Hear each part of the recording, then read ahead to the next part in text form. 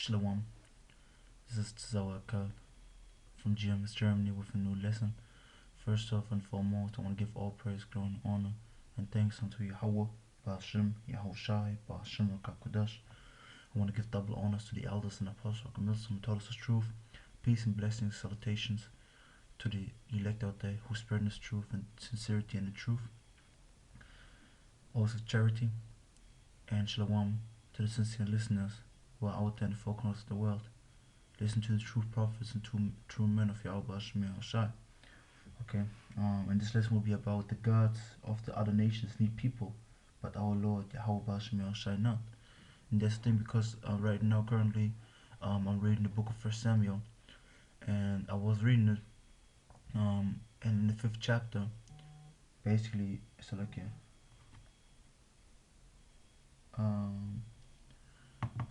basically there's an account of basically the Philistines taking over the Ark of the Covenant, which happened in chapter 4.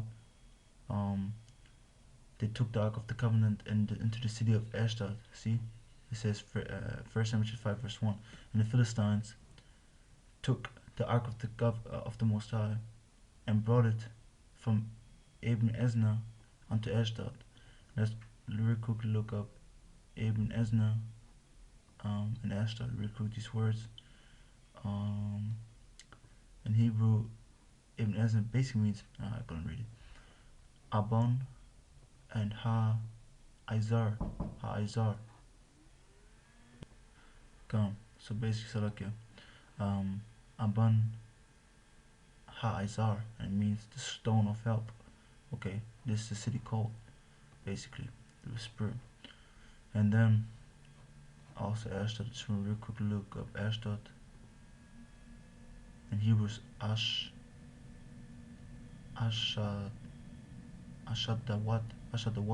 It means powerful, from the word Shadat, which means to deal violently with, despoil, devastate, ruin, destroy, spoil. Okay, and the thing is, when you keep on reading in this chapter, you're gonna see what happened after they basically took the Ark of the Covenant from the Israelites and took it into the city Ashdod, because it brought it from ABER unto Ashdod. And it says, when the Philistines took the Ark of the Most High, they brought it into the house of Dagon. See, a false god. Let's look at real quick Dagon, because this is a fish god. Dagon god. Okay, see, Dagon, they call it Dagon, was the Hebrew and Ugaritic common, known for grain, and the god Dagon was the legendary mentor of the plow. His clothed the Philistines. Let's look up this real quick. Yeah, that's the god. Let's go to Dagon. Hebrew Bible. See, in the Hebrew Bible, Dagon, particularly the god of the Philistines, with the temple of Beth Dagon and his territory of the tribe of Asher, Joshua 19:27, and in Gaza, which tells soon after how the temple is destroyed by Samson, the last act. Another temple located in Ashdod was mentioned in Samuel 5:2-7, and again as late as, yeah. And basically the thing is, let's go up here.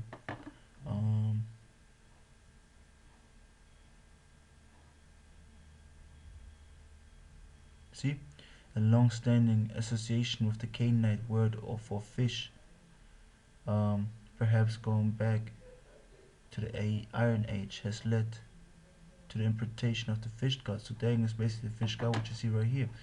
When you just put in Dagon, because he got the same head on as the supposed Pope. Okay, as you see right here, it's the same exact thing. Let's look up real quick the Pope.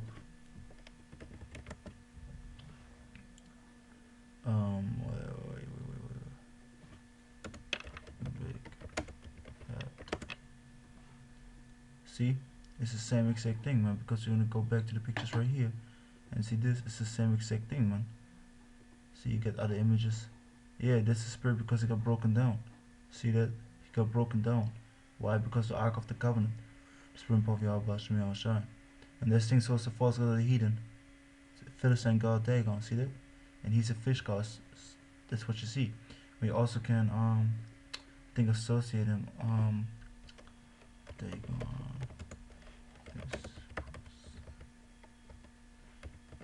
Let me just look it up. I didn't look it up myself, but let me just really look up Poseidon. Wait, so like, and look up Poseidon. Let me just, yeah, it's not the same, but it's also fish god. You see that his lower part is basically, see, there's fish, and his upper body is man, like in Dagon's. See that? And Dagon's depiction. And it's just a false god of this heathen, man, so it doesn't matter about him. But just to get you better imagination, when the Philistines took the Ark of the Most High, they brought it into the house of Dagon and set it by Dagon. See? So in the statue of Dagon, because you have to understand, these heathen worship idols, and are still worshiping idols. And that's what they do. They don't have a living God, because let's look up this real quick. KJV, living God.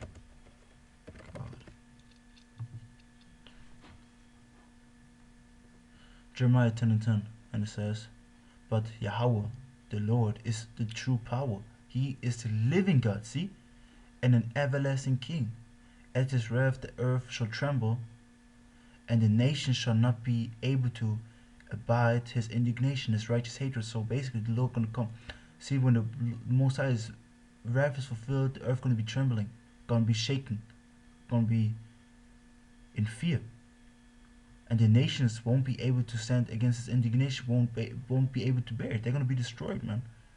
Love this is gonna be destroyed. Of course, some gonna be kept as slaves, man. But this is the most important part. So like it. But Yahawah is the true power. He is the living power and an everlasting King. He is the living power. He lives. Okay, he lives. His name means Yahawah. He exists. He is. He to be. But these other gods are nothing. They're nothing but idols. They're just fucking statues. Where people, this is why they need people for. But our power don't need us, because he's a living power. He can't even raise up stones, like we're gonna read. Yeah, I wrote in the lesson. But I still like you. Hey yo. Going back. 1 Samuel 5:3. And when the day of Ashdod arose early in the morrow, behold, Dagon was fallen upon his face of the earth before the ark of Yahawah. So he bowed down to Yahawah. Because you have to understand like this. See that? First off, he just fell down. He didn't broke. First, he fell down in front of the Ark of the Covenant, bowing down to the Ark of the Covenant, bowing down to Yahawah, showing you that these gods are nothing. Symbolically showing that these gods are under Yahawah. They are nothing but idols. They're nothing but stone and basic creations of men. Because Yahawah created men, right? And they created these gods. So how can they be equal or even in the near of Yahawah? They are not. Going back, 1 Samuel 5:3, and they took Dagon and set him in his place again. So basically lift up again. Why? Because he can't even lift up himself. Verse 4.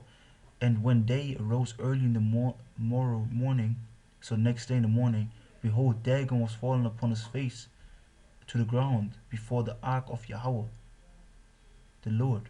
And the head of Dagon and both the palms of his hands were cut off, and the threshold, upon the threshold, only the stump of Dagon was left to him. See, so basically, he fell down and was broken up. Why? Because of the might of Yahawah. Let's real quick look up threshold.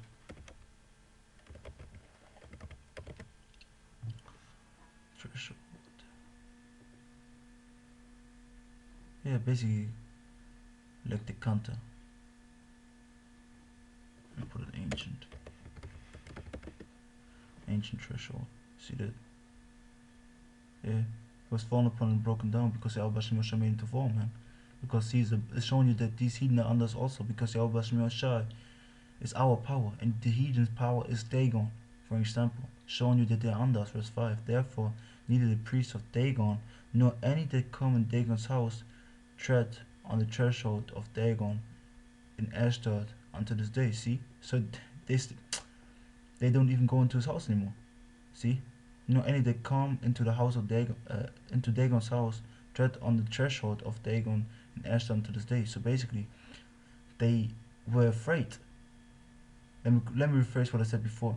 When they're going to, basically they are afraid to step on it, because their power fell upon it. They're supposedly God. But when we go to 1 Samuel chapter 6, because keep this in mind, so Dagon basically fell before Yahawah was destroyed. His statue was destroyed. They had to rebuild it, or they didn't rebuild one of these two things. I don't know, because they didn't say it. But I can imagine they rebuilt it, made another idol, which Yahawah going to pull down.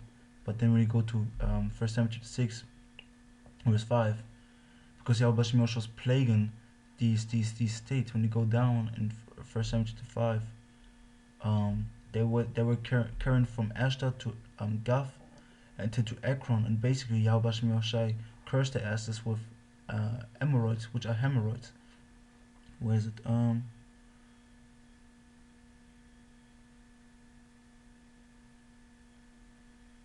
me look it up real quick. Hemorrhoids. Come on. Yeah. So Yahawah was plaguing them.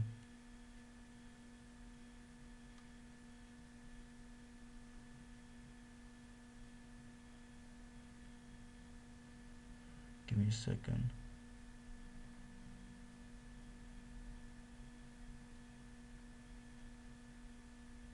Right here. Got it already. It says verse 6, this is verse 6, but the hand of Yahawah was heavy upon them of Ashdod, and destroyed them, and smote them with emerods, even Ashdod and the coast of. So basically people was destroyed, and also people was cursed with emerods. Let's look up real quick, emerods.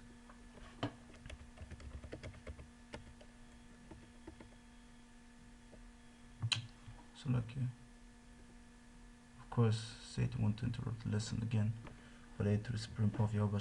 So we're gonna just keep on going. These technical difficulties won't bother, man, to the spirit, you know. But yeah, where is it? The emeralds. THAWADAH.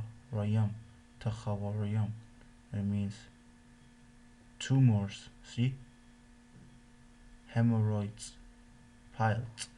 Okay.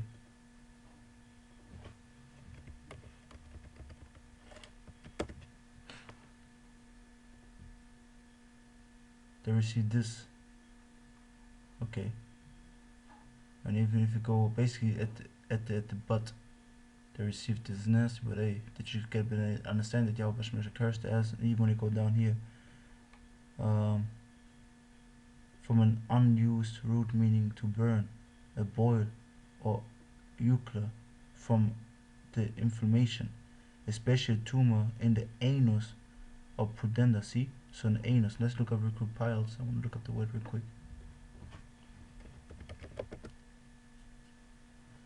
See, and also they had basically, what's it called, diarrhea, man. Because see this, let's look up piles definition.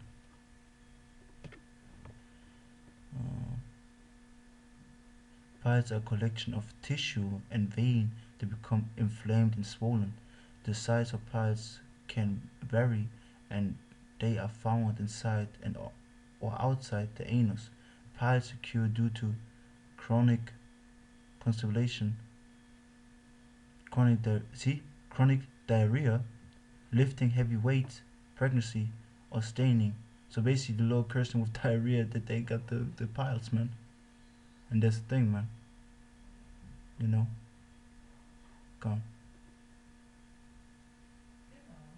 Yeah. God, so the Lord cursed them with hemorrhoids, which you have to understand. Then we go to 1 Samuel 6, verse 6. Whoever then do your heart and your hearts, because basically they went to the priest and they said, what should we do? The hand of the Lord, basically Yahweh, is lifted from us. They way for your heart and your hearts. Be stiff-necked. As the Egyptians and the Pharaoh hardened their hearts, when he had wrought wonderfully among them, did they not let the people go and departed? But I want to read verse 5, so like, yeah.